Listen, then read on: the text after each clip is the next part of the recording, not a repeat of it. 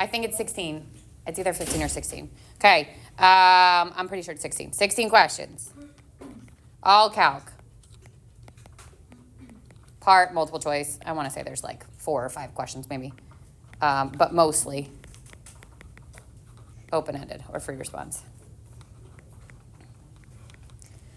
And it covers 112 to 2-3. So we're going back to 112, which was transformations and dilations.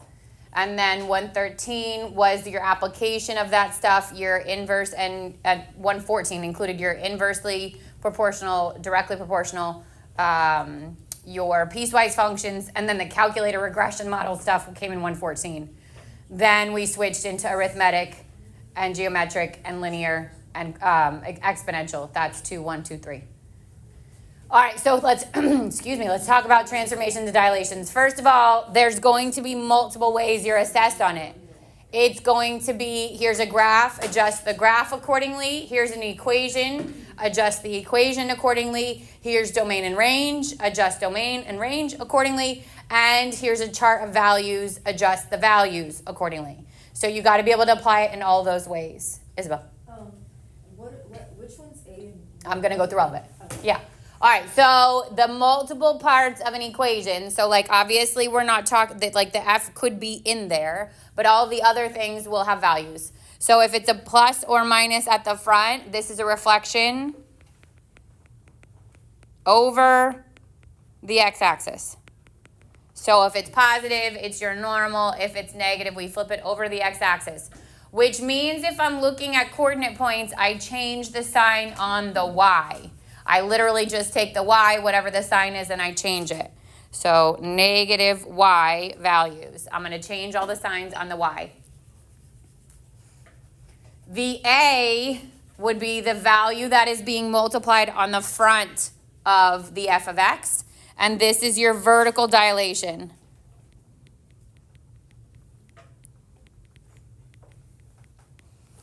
Now, when you're actually graphing it, it's important to understand if it's a stretch or a compression, but when it is asking you to describe the dilation, you do not have to give me the word stretch or compression. If you're choosing from multiple choice, it will not have the word stretch or compression. It will say vertical dilation by a factor of. And remember that we don't change the value. It would be by a factor of A. So if that is 10F, then it is a vertical dilation by a factor of 10. The vertical dilation does not change. It's vertical, it's the dilation, and what's the other one? No, dilation encompasses stretch and compression, but you're going to say dilation instead of the individual ones. Okay. So if this is a graph, then I would take my y values and multiply them by the A. If this is a chart, I would take my y value, multiply it times A. If it's domain range, it's affecting your range. So you want to start to think about how this would be in all those different ways. So we multiply by what? The A, whatever value is on the front there. Okay, then we go inside the parentheses. Actually, let me go to the last one that is affecting your y, which is the adding and subtracting at the end. So if it's outside the parentheses, and it actually could be at the front or at the end, but if it's outside the parentheses, this is a vertical shift. Yep. How would we know if it's a vertical, like compression or If the A is in between 0 and 1, it's a compression because you're multiplying it by a fraction, so you're making it smaller. And if it's bigger than 1, it's a stretch because you're making it bigger, right? Like, so if the value was 3 and I multiplied it by 2, I'm making it go to 6, which is a vertical stretch. But again, those words are not going to be there. It's going to say vertical dilation, not vertical stretch or compression. And between 1 is compression? 0 and 1 is compression. Bigger than 1 is stretch. Okay, so those 3 parts affect your y's. The positive and negative at the front would change the sign on the y's. The value at the front would change the stretch or shrink of the y's. And the adding and the subtracting separate would cause the y's to shift up or down. If it's positive, it goes up. If it's negative, we shift down. Then everything else inside the parentheses affects your x values or your horizontal. Or if we were talking about domain and range, it would affect domain. All 3 of the things we just talked about affect your range because your range is your y. but anything inside the parentheses is going to affect your domain or your x values. Okay, so first of all, there actually could be a plus and minus on the inside with the b, and let's talk about what that would do. So if it's a plus or minus on the front of the x, this is causing a reflection over the y-axis. We would change the signs of the x. So if my x value was a positive 2, I would change it so it's negative 2. If it's a negative 3, I would change it so that it's a positive 3. The b, or the number attached to the x, is your horizontal dilation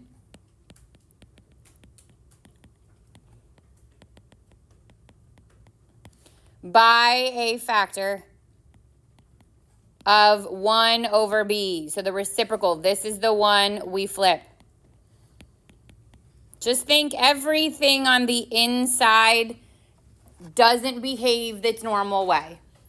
Everything on the inside is adjusted in some way. Whether it's the left or right shift, we go the opposite way your brain thinks, or it's the number on the front, you don't just leave it alone, you multiply it by the reciprocal. Okay, so all the horizontal stuff is changed in some way. Then the plus and minus c inside the parentheses, this is your horizontal shift. So this is a horizontal shift. If it's positive, we go left. If it's negative, we go right.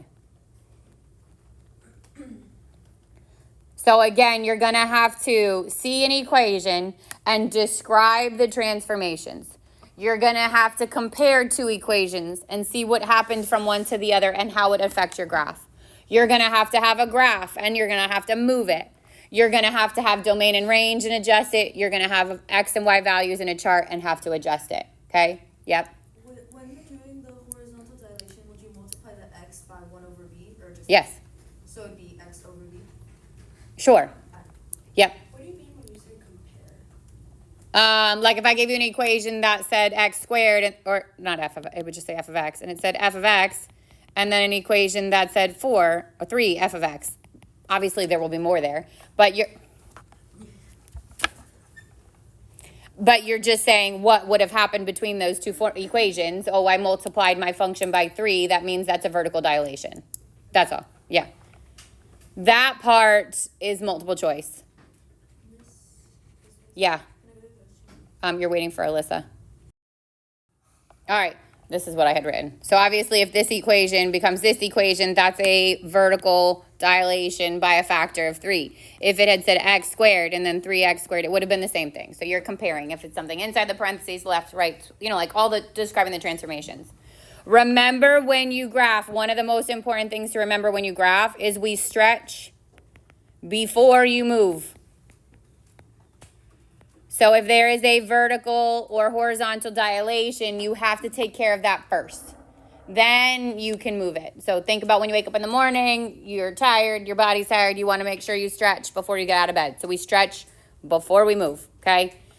The rest of it, something like this, like when you look at this equation, something like this, could ask you to describe that, right? So the negative on the front does what? Good. Reflect over, not y, over x-axis.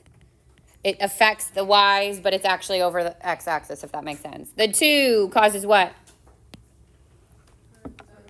Vertical dilation by a factor of? Good.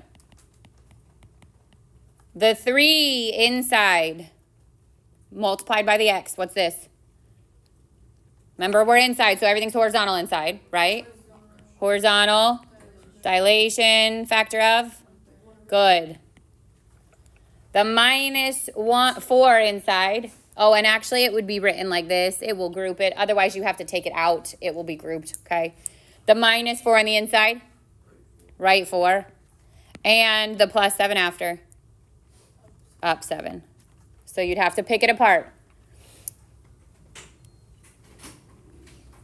Then think domain and range. How does this impact it? We just talked about everything on the outside of the parentheses affects my y values. So everything outside the parentheses is going to affect your range. So the plus or minus on the front, the number on the front, and then the adding and subtracting at the end or separate from it, those will affect your range. This is going to be range. Everything inside the parentheses is domain.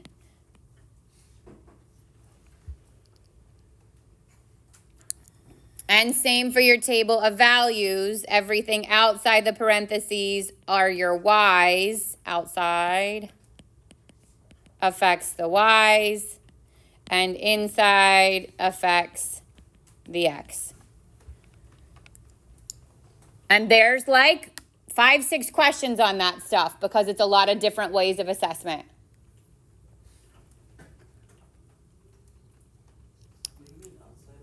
Like the negative on the front, a value on the front, or adding and subtracting something outside parentheses.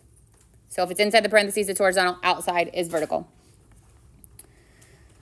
Okay, then came your piecewise functions, and we did these in 2 ways. 1, with a graph. You'd have to analyze the graph. 2 is with an equation, like we did the one where it was like rainfall, right? Like accumulated rainfall, where it gave you a real world scenario. It gave you 3 different ranges, and it asked you to find f of 3, or it asks you, and then what's it mean in this context? It could ask you what's the rate of change using a piecewise function, okay? So if I had looked at this graph and it asked me was 2.5, 2.5 is here, which is 3. It could ask you, what does that mean in this context? You'd obviously have to have context here. And I would say if let's say the x-axis was time, if after 2.5 hours or 2.5 minutes or whatever it is, we did one with cost, right? Price is $3. We did one with like homecoming tickets or yearbooks, or I don't even remember what it was, but something, concert tickets, that's what it was. Okay, then you'd have to describe it in this context. Domain, we go from left to right. So all of my x values actually overlap once they begin here, which means it would start at 1 and it would end at 5, but 5 has an open dot, so it would get a parentheses. And the range is what's weird because it's skipping values, right? So the range we would actually list 2, 3, 4, 5, because there are no values in between those horizontal lines. You could do the squiggle, yeah, because of the parentheses would kind of be an interval notation in this we are listing. What if it like from 3 to 4 there wasn't a hole? How would you list 3 inches? From 3 to 4, like if it went like this, Like, no, like if it wasn't a hole. there's no line. If there was no line here, Yeah. then I would just do 2, 3, 5. Yep, only list where there is values. All right, then 114 came your calculator stuff. So hopefully this we're good on. This was what your quiz was on, and most of you did pretty good, right? So you have to identify the model. The difference is we're going to now add in exponential here. Interesting. So exponential is in that list. We haven't done it yet, but you would do it exactly the same way. You would go to your list, and it's not in the first screen. You have to arrow down a little bit further. But EXP reg is exponential regression. And you'd have to look at it and run your R squared and see which one is best, just like we did for the quiz. And then you would find your equation. You could use it to predict a value. You could use it to find a rate of change, anything like that. In 114, we talked about what would be a reasonable domain and range based on a real world scenario. So we talked about this in terms of one of them was area or volume or a real world quadratic. You're going to have something like that where it's going to give you that. This, I would say, is your biggest question. Here's a real world scenario with either quadratic or cubic. Give me the restricted domain based on this real world scenario. Give me the restricted range based on this scenario. Give me either a max, a min, a 0, a when does this happen, a specific point in time. Like all of those things are going to be answered off of one big calculator question, just like a regular FRQ would be. So you need to understand, obviously, these are real world scenarios. We're not going to go back in time. If it's time, time is restricted from 0 until the end. If it's range, you're restricted from 0 until the top, that kind of thing, okay, until your max. And then came directly proportional and inversely proportional. So this is y equals k times x, and this is y equals k over x. In both those scenarios, you get given the initial setup. You get given 2 pieces of information so that you can solve for k. And then you're given a what happens when one of them is now this. And you plug k and whatever you're given back in to find the other one. Okay, then came 2-1, which was the introduction to arithmetic and geometric. So if it's arithmetic, we need AN equals A1 plus D times N minus 1. We need to know how to adjust that for the individual scenarios. So you're either going to see something like this, or later you're going to see that in coordinate point form, 2, 5, 7, 18. Know that those are interchangeable. And you're going to be asked a bunch of things. One, here's this information. Give me the equation for AN, or the nth term. That means the same thing, or the rule for this. Or it could ask you for a specific term. So you're going to come up with your AN, and then you're going to have to plug in that term. Like if it asks you for the 15th term, I'm going to take 15 and plug it in. Okay. So for these, you can either plug it into AN equals A1 plus D times N minus 1, or treat it as though it's a linear product, right? So if it's linear, 18 minus 5 over 7 minus 2, 13 over 5 is my rate of change or slope or M. All of that's the same. And then I could do y equals 13 over 5x plus a value, b, if you wanted to. And you would take and plug one of those variables in, or you can do y minus y1 equals m times x minus x1 and take one of those points and plug it in. There are going to be questions in which that is multiple choice, and your answer will be a multiple choice, and you're also going to have a question when it's open-ended. So you'd have to come up with your model either way. And these are ones that I'll take if it's open-ended in different format. Like if you leave it in your point slope, that's fine. If you put it in slope intercept, that's fine too. Okay, then came geometric. Geometric is AN equals A1 times R to the N minus 1. R is your common ratio this time. And again, you're going to have to know how to manipulate that. So what happens if I don't give you A1 and A2? What happens if you get given A2 and A7? And that's what this thing is. You put the bigger base on the left, the smaller base on the right, and then R is going to be raised to the difference between the two bases. So if I was doing this one, it'd be A7 equals A2 times R to the 5th. And then I would plug in the values I have. 18 would equal 5 R to the 5th. I would divide, and in this case, R would be the 5th root of 18 over 5. If it's open-ended, I will take multiple answers for the equation. If it's multiple choice, obviously, you're going to look at them and see what it is. But if it was open-ended, you can use AN equals A2 times R to the... Think about what that needs to add up to the other side. So if I'm using A2 here, then this is N minus 2. Or I could do AN equals A7 times R to the N minus 7. And then you would plug in your R, and you would plug in your A2 or A7, sorry. All right. So understanding the difference in 2, we started to compare geometric to exponential and arithmetic to linear, okay? The biggest difference is what it would look like on a graph. If it's geometric, it's going to be dots, whereas if it's exponential, it's one fluid curve. If it's arithmetic, it would be dots, whereas if it's linear, it would be one line, okay? That's the biggest difference, which means like also your domain range would be different. But other than that, the equations make no difference. Like there's no different when you look at the equation. So it could ask you to determine the slope or the ratio and the initial value if it gives you an equation. So, or what type of equation is it? Obviously, that first example is linear, so I would have slope, and my initial value is your b, which would be 3 in this case. On the right-hand side, not slope, it would be a ratio. The ratio is 4. No, sorry, the ratio is 2, and the initial value is 4.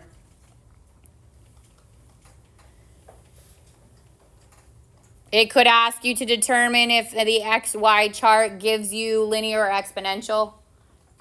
So the linear, you would be at like whatever 8, y2 actually. y2 minus y1 would equal y3 minus y2 would equal y4 minus y3, whatever. The difference between those would all be the same, right? You'd be adding or subtracting the same thing each time.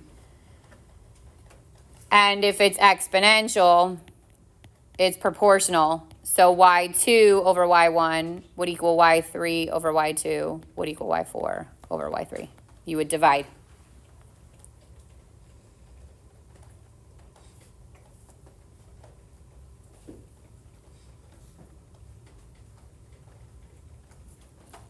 So now really the only thing that changed here is how we asked for things. Instead of being A2 equals 5 and A7 equals 17, whatever it was I gave you, it would be in coordinate point form if it was linear. And instead of it being A2 equals 5 and A6 equals 11 for for geometric, it changes it so that it's coordinate points for exponential. So if it's linear, I leave it in point format.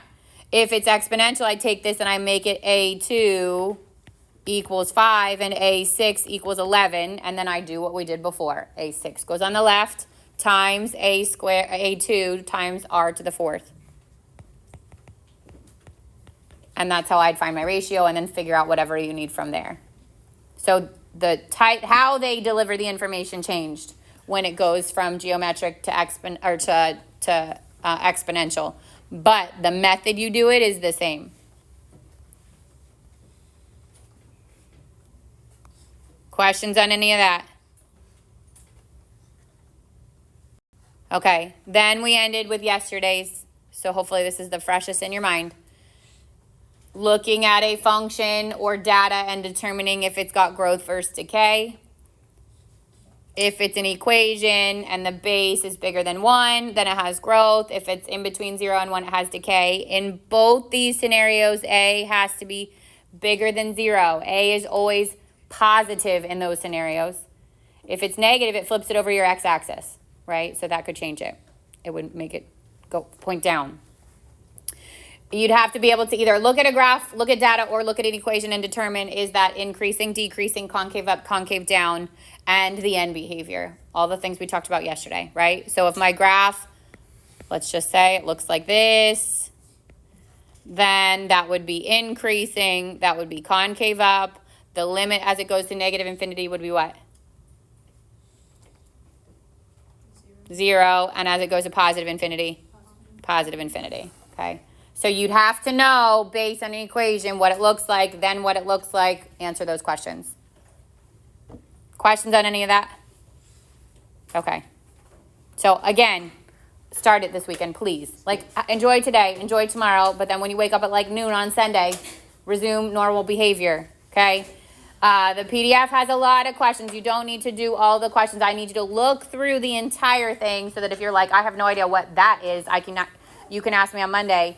But you don't have to do, if there's 4 of one type, you don't have to do all 4. You can go back to it Monday. But you need to at least get started so that on Monday when you come in, you know what you know and don't know. So I can help you with the don't know part.